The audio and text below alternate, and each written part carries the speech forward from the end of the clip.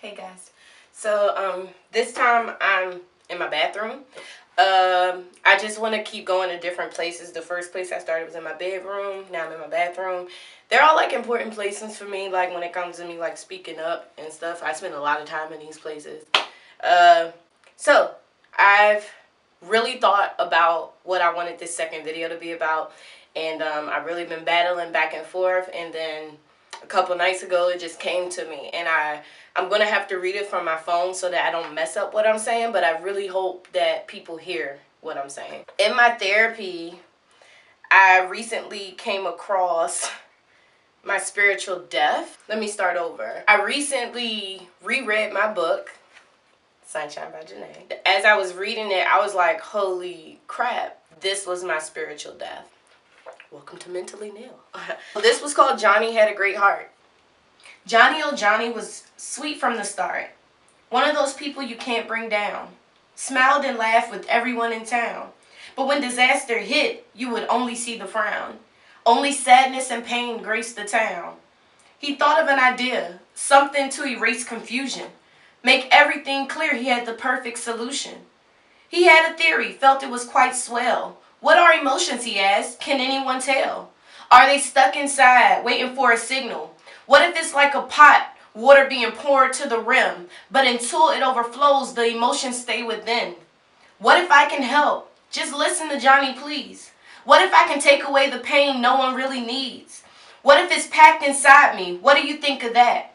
Just send over the hurtful feelings, beat me, attack. Get it out your system so you can smile again. That way in the end, everyone wins. The people said, not me, couldn't be. But Johnny says this life was chose for me. Heavenly Father, though we are born into sin, I give them a chance now they can live again.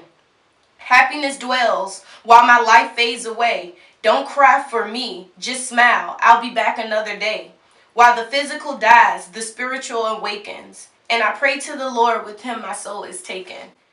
Just know, when I came across that, I was like, holy crap, that was the day I chose to be a zombie. That was the day I chose to stop living for myself. That was the day that I chose that everybody's pain was more important than my own. And now we're here. When I say God talks to me, y'all, understand I didn't come back to this. It literally just hit me. So this video is going to be called Rebirth. For the first time in my life, I enjoyed a birthday of my own. Because my birthday has always been near holidays, I never felt special. For this birthday, I chose to be inaccessible.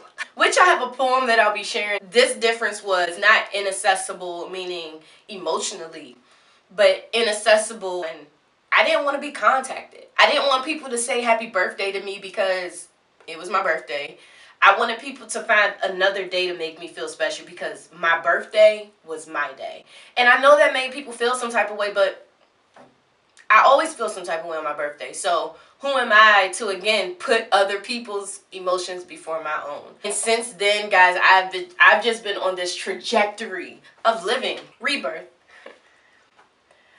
I made a choice as a child to hurt in silence, to stop feeling, to fight feeling, to become so numb that I would no longer feel pain. I would tell myself the lie that I am worthless.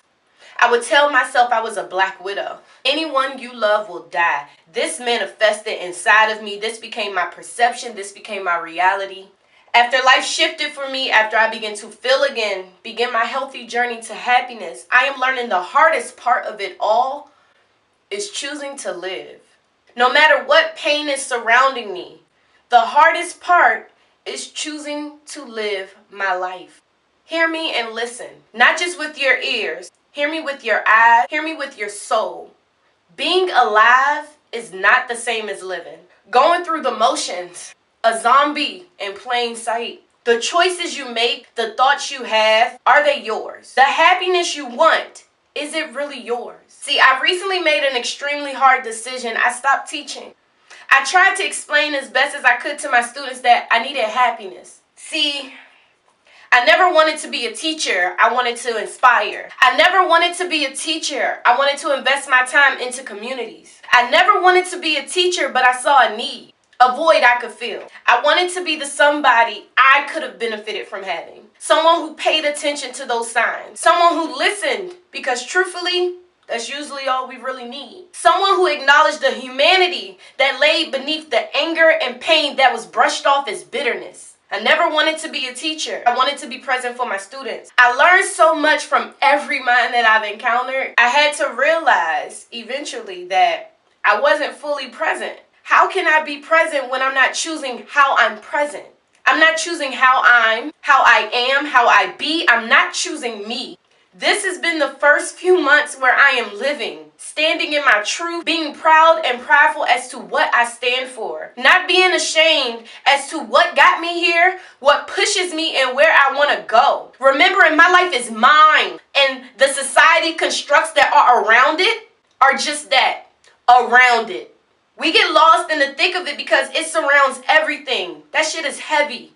And I'm not saying it doesn't matter. I'm just saying it's not the end all be all. I'm just saying it's not all that matters. I'm just saying that if you are living for society and what it says you want and you should be, then maybe, just maybe, you aren't choosing to live, but instead choosing to be a zombie. Don't be mentally nil. Thanks, guys. If you are still here, get ready for these bars I'm about to drop. All right. I was told I was inaccessible. My insecurity spoke up like, since when? I mean, I try. Defense mechanism slid in like, well, I'm respectful. I'm trying to love, but I'm punished for not being a typical female. I mean, they complain, women this, females that. But when I don't meet your expectation, now I'm flawed. All those years, my heart was being burnt to stone, but I guess that's my fault.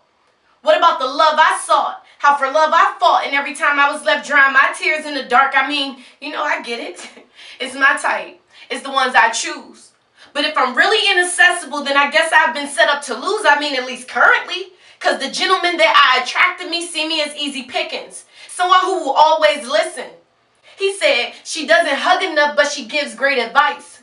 Says she's okay, so I ignore her eyes. There's truth lying beneath, but she ain't asking me to be there. Let me reiterate, there's truth lying beneath, but she ain't nag for you to be there. So you rather ignore it, because she'll speak on it if she really wanted you to care, right? Keep telling yourself that. Keep condoning the BS. You saw I was hurt before you ever approached. Saw it as easier and then continued to poke. Never thought I'd be a volcano on the brink of erupting. Never thought I'd take your soul the moment I start coming. It's not that I'm inaccessible, it's that you don't know what you want.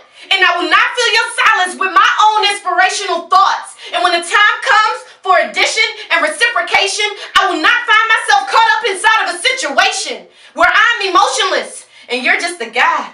Stop just pointing at me and ask your inaccessible ass why. Thank you.